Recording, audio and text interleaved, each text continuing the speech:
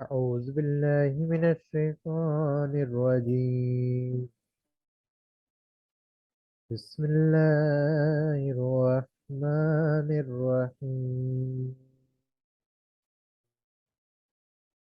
رب اشرح لي صدري ويسر لي أمري واحلل عقدة من لساني ويفقهوا قولي. صدق الله العلي العظيم. अस्सलामु अलैकुम वरहमतुल्लाहि वबरकातुह। मेरा नाम मोहम्मद फ़हीम है। आज की वीडियो का उन्वान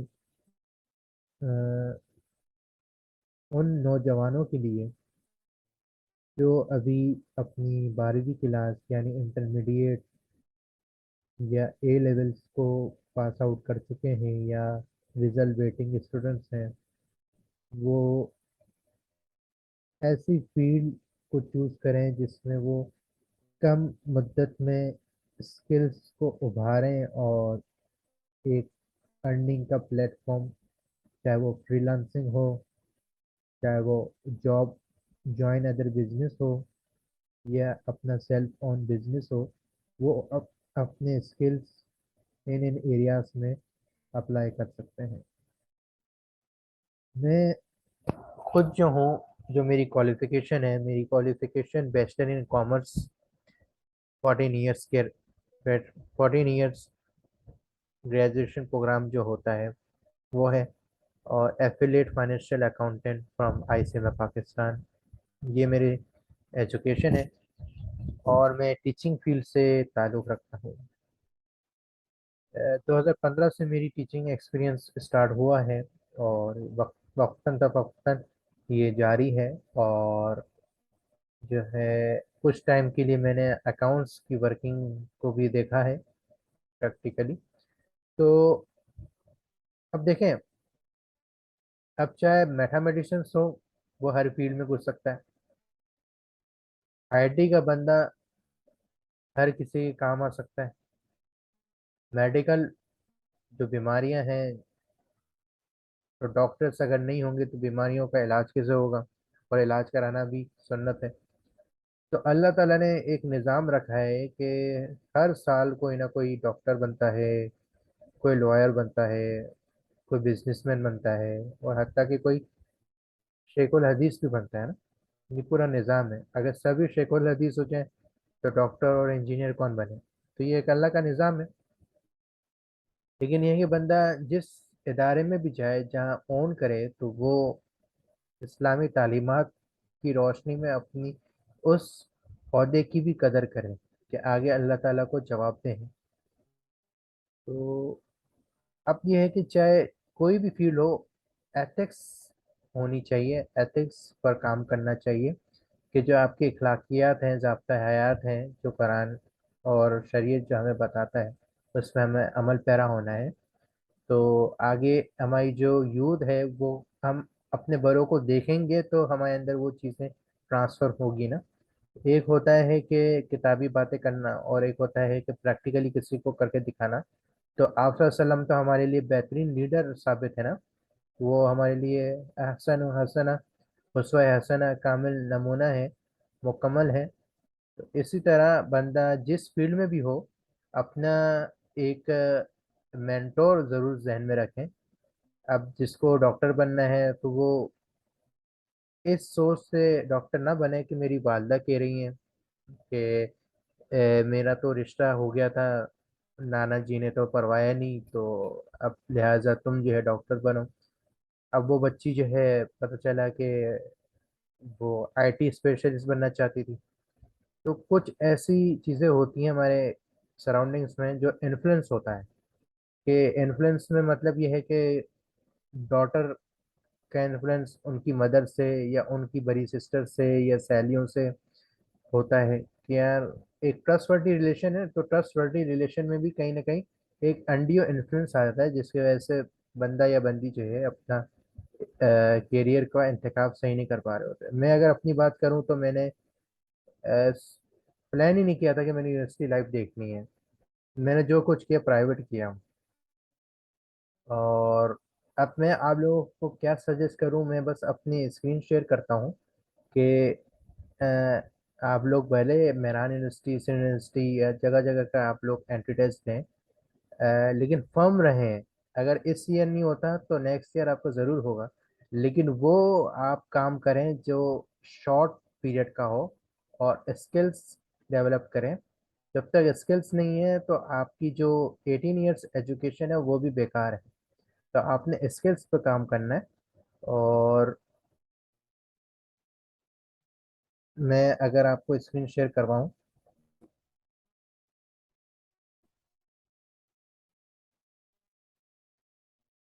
बिस्मिल्लाहिर्रहमानिर्रहीम। In the name of Allah, the most beneficent, the most merciful.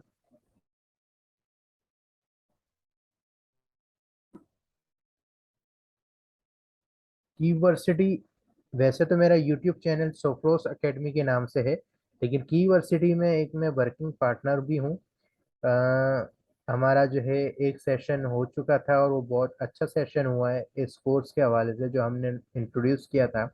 तो अब मैं यूट्यूब पे इसको लाने का मकसद ये है कि और ऑडियंस हमारे पास आए ना। Institute of skills development, this institute is under the supervision of Mohammad Tayyab Sahab, and my name is Mohammad Fahim Shaikh. We are providing technical skills especially for teenagers in different fields like web designing, English language, computer short courses, graphic designing, general academic tuitions for all levels, class 1 to class inter, and business and accountancy certification and career development workshop.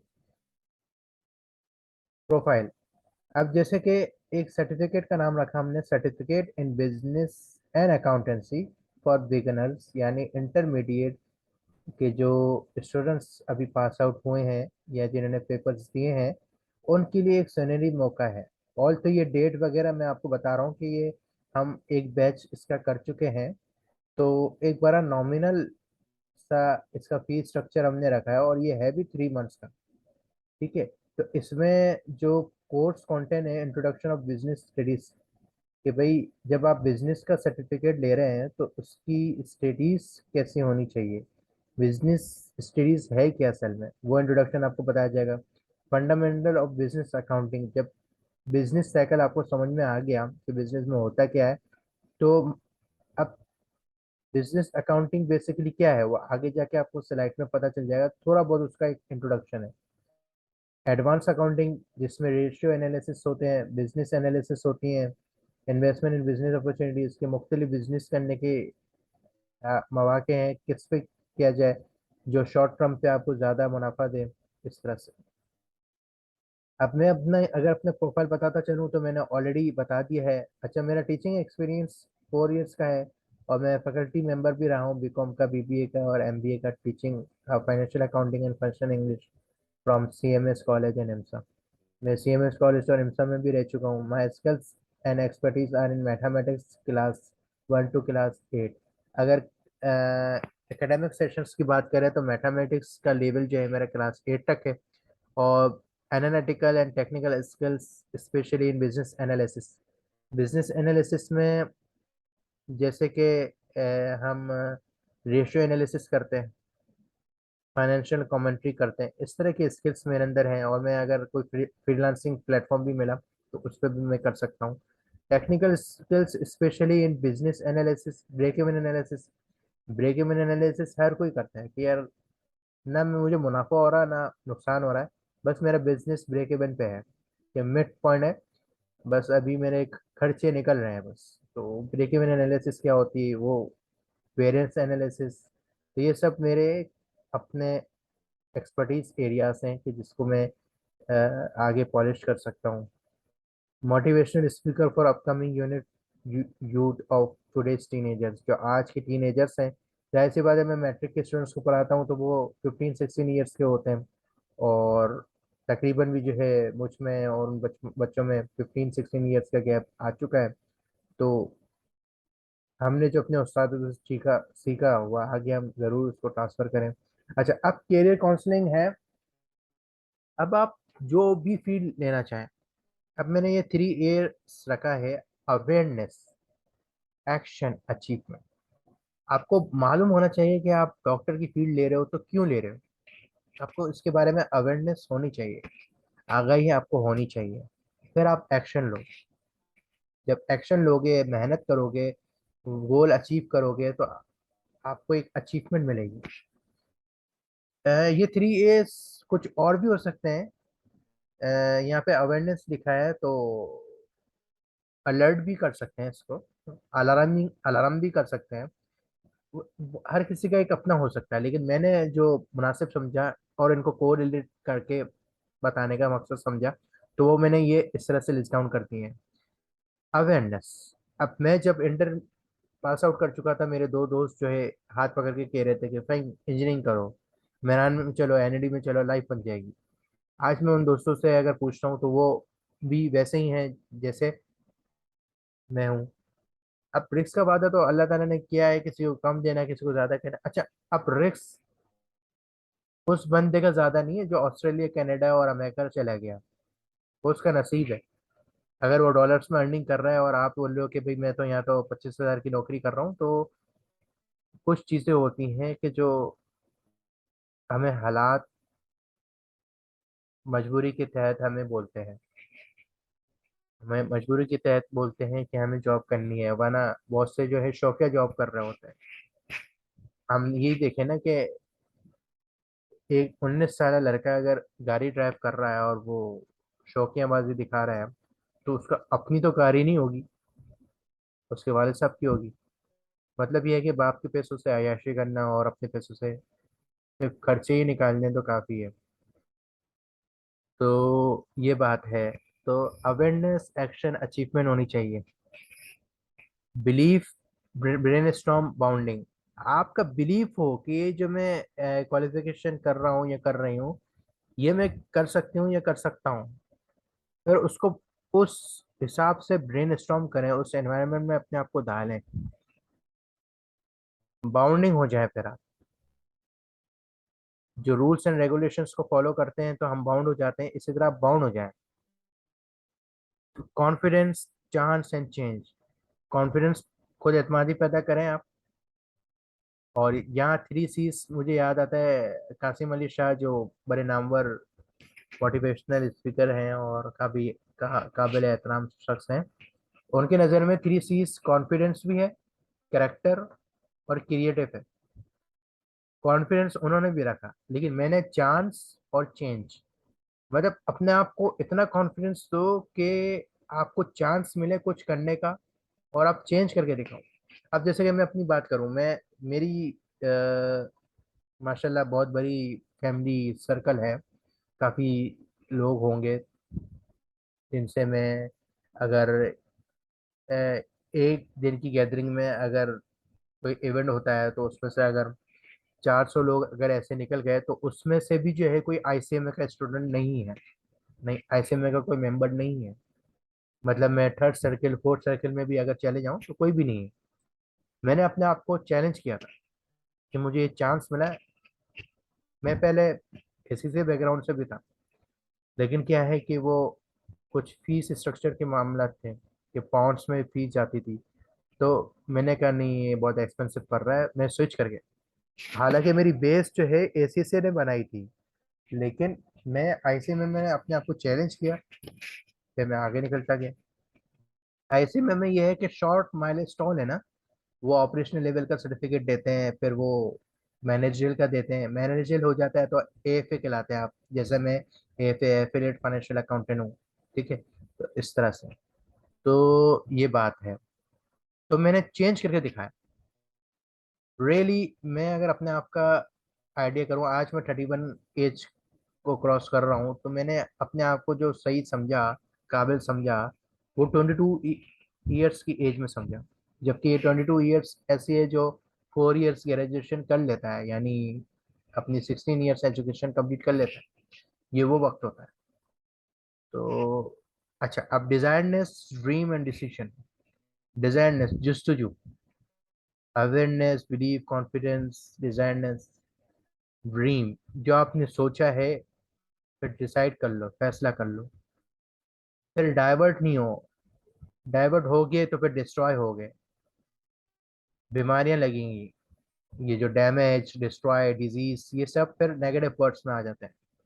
तो आपने जो dream किया है उस पर फिर आप decision लें और ड्राइव करें। ड्राइव फॉर योर स्ट्राइव, यानी जिंदगी गुजारनी है तो फिर आप ड्राइव करें उस पाथ पे जो आपने डिसाइड कर लिया है।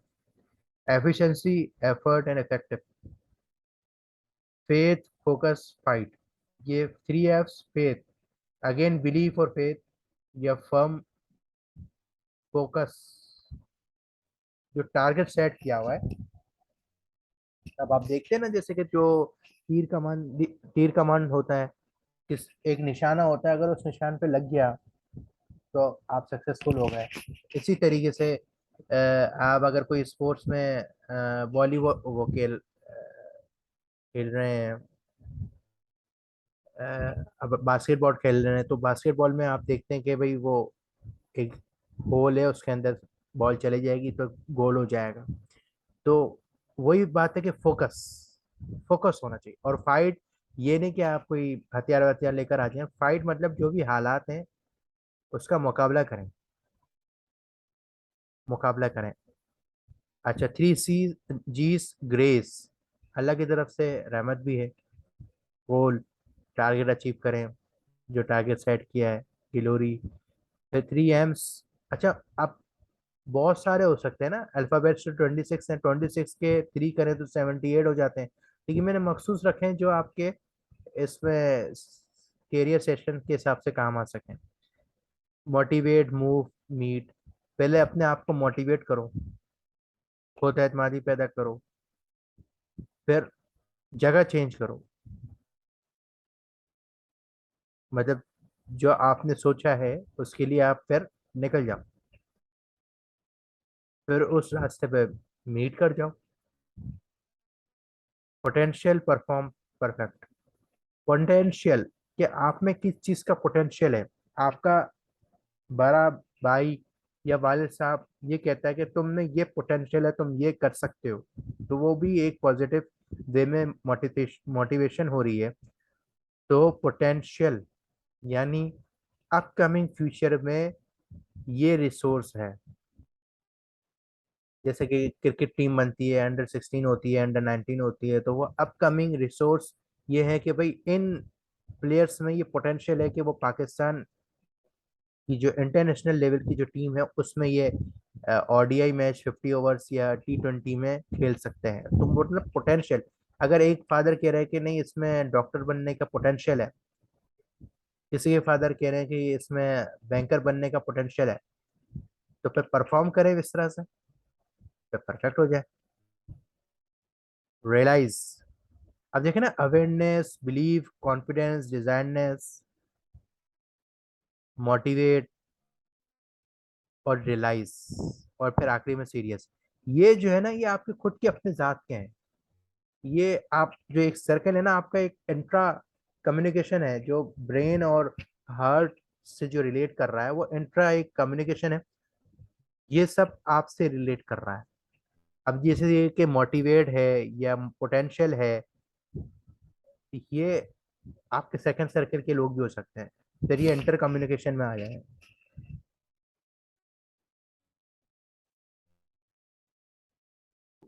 Introduction of business studies, what is business studies means and types of business, ये सारे क्वेश्चंस हैं। अच्छा, बिजनेस में, इस्लाम में बिजनेस की क्या अहमियत है, इंपॉर्टेंस है।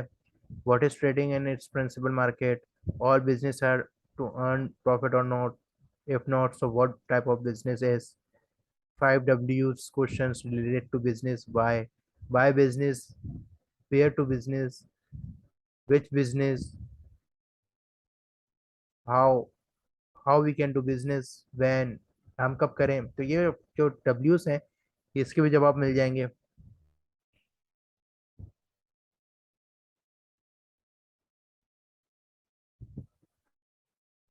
स्ट्रेंथ, वीकनेस, अपॉर्चुनिटी, थ्रेट्स, कि हर कोई बंदा अपने आप पे अप्लाई करके देखे कि उसकी खुद की काबिलियत क्या है।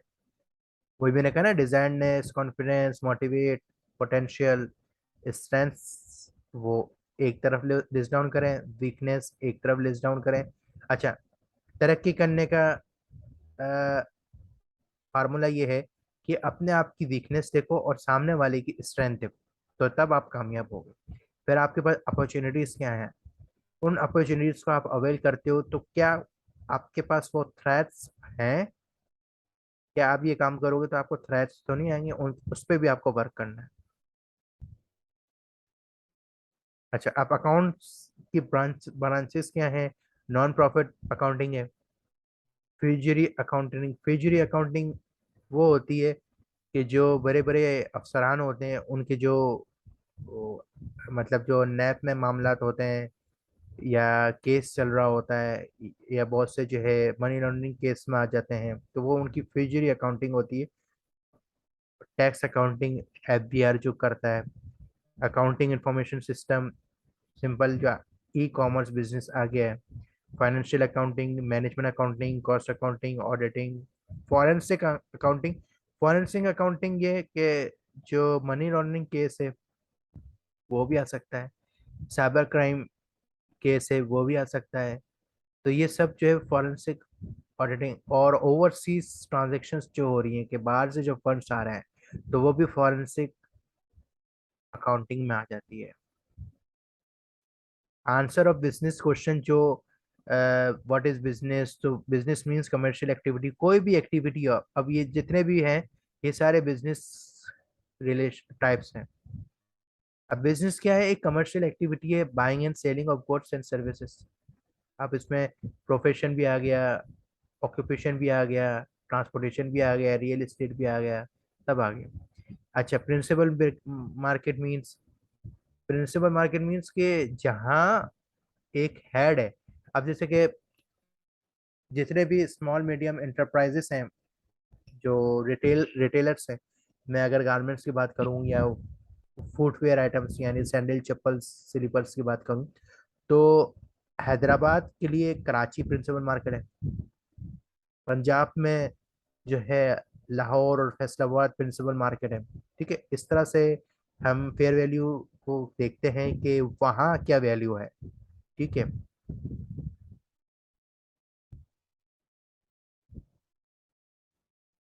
अच्छा, it is not right to say that all business are engaged to earn a profit except those which are registered name as non-profit for profit organization under section 42 companies act 2017 following are the business।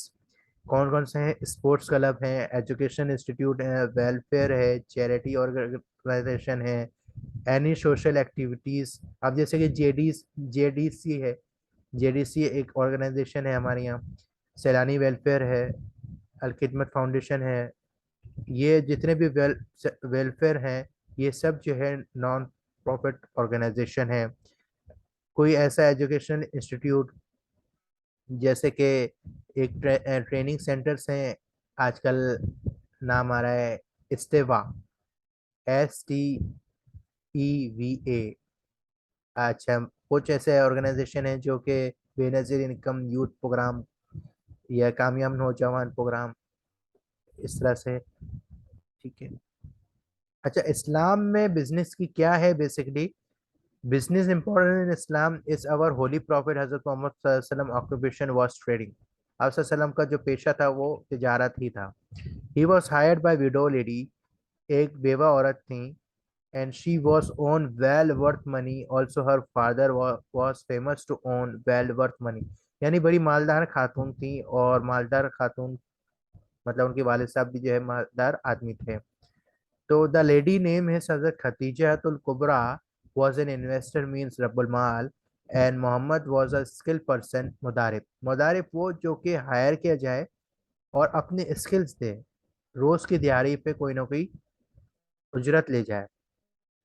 Who gets wages after giving good profit by trading to Hazrat Khatija? According to Islamic finance, this trading is of मुदारबा। ये मुदारबा पे आती है। मुशारका partnership को कहते हैं, Islamic firm में मुशारका कहते हैं। एक है इजारा, डिमिनिशिंग मुशारका, ये सारे इस्लामिक मोड ऑफ फाइनेंस हैं। अकाउंटिंग, ये आगे क्या, accounting is the systematic process of collecting, organising, recording, classifying, summarizing, and reporting financial data which is based on monetary transaction relating to past event and economic users. Recording in general, classifying key account, also called ledger, summarizing in trial balance, reporting in financial status. यानी जो wording थी reporting summarising, ये मैंने बता दी कि ये कहाँ कहाँ अकाउंटिंग साइकिल के हिसाब से साइकिल इसकी चल रही होती है। ये साइकिल ये चल रही होती है, identify transaction, record transaction, post to reach general ledger, calculate unadjusted trial balance. Unadjusted trial balance में depreciation, bad debts, closing inventories, insurance, bank dealings matters, ये सब कुछ आ जाता है। मेक एडजस्टिंग एंट्रीज, फिर उसकी एंट्रीज पास होती हैं, फिर एडजस्टेड ट्रायल बैलेंस बनता है, फिर उससे फाइनेंशियल स्टेटमेंट्स बनते हैं, फिर क्लोजिंग कर देते हैं उसको। एल सर क्या है? A for asset, L for liability, C for capital, E for expense, R for revenue. ये 5 हेड्स ही हैं अकाउंटिंग में। ठीक है, नेट रेवेन्यू किसको कहते हैं? अगर रेवेन्यू ज्यादा है, आमदनी ज्यादा है और खर्चे कम है, तो कैपिटल क्या होगा? बढ़ जाएगा। जो आपका सरमायाकारी है वो बढ़ जाएगी। तो और और अगर कम होगा तो आपकी जो सरमायाकारी है वो कम हो जाएगी, यानी उल्टा जो आपने पैसा लगाया था बिजनेस में वो लॉस में चला गया। Remaining 3 years are accounting equation. अब जैसे assets equal to liabilities plus capital, जहां 80% कैपिटल हो और 20% उधारियां हो तो वो बिजनेस कामयाब है। लेकिन जिस बिजनेस में 80% उधारियां हो और 20% अपनी सरमायाकारी हो तो वो बिजनेस चलने के लायक नहीं है, दिवालिया निकल जाएगा उसका। ट्रायल बैलेंस और बैलेंस शीट में क्या फर्क है भाई? ट्रायल बैलेंस में हर पांचों के पांचों हेड्स को समराइज किया जाता है डोल एंट्री के साथ। भाई डेबिट ये है, क्रेडिट ये है, डेबिट ये है, क्रेडिट ये है, डेबिट ये है, क्रेडिट ये है। पता चल जाएगा कि भाई बहुत लंबा खाता चल रहा होगा और देख लिया जाएगा कि अच्छा हाँ यहाँ आके मिस्टेक हो गई है। लेकिन बैलेंस शीट में आपको मुकम्मल बैलेंस मिलेगा, फिर आप पकड़ नहीं सकते कि वो एरर कहाँ है। ठीक है, तो ट्रायल बैलेंस एक डिटेल फाइनेंशियल इंफॉर्मेशन डेटा है, और क्लोज और बैलेंस शीट जो है एक क्लोजिंग फुटिंग है, उससे आपको डिटेल्स में जाना पड़ेगा। ठीक है, ये फर्क है। आपके पास बिजनेस अपॉर्चुनिटीज क्या क्या है? अगर आपने बिजनेस स्टडीज कर ली, स्किल्स हासिल कर लिए, तो भाई do simple sole proprietor with no huge liability और रिस्क। छोटे पैमाने में कारोबार शुरू करो, 50,000 से 30,000 से, जो आपकी हैसियत हो आप करो। Do partnership with limited liability and there is a risk factor. Risk factor हो सकता है, लिमिटेड लायबिलिटी है। पार्टनर्स ऐसे हों कि जो आपके ट्रस्टवर्दी हों, बाकायदा पार्टनरशिप डीड साइन हो, और इस्लामिक शरिया के उसमें कंटेंट में हो। फॉर्म सिंगल मेंबर कंपनी, अगर एक ही बंदा है तो वो कंपनी भी फॉर्म कर सकता है, रजिस्टर्ड हो जाए। पब्लिक कंपनी वेदर लिस्टेड और नॉन लिस्टेड, किसी कंपनी के जो है शेयर्स वगैरह ले ले।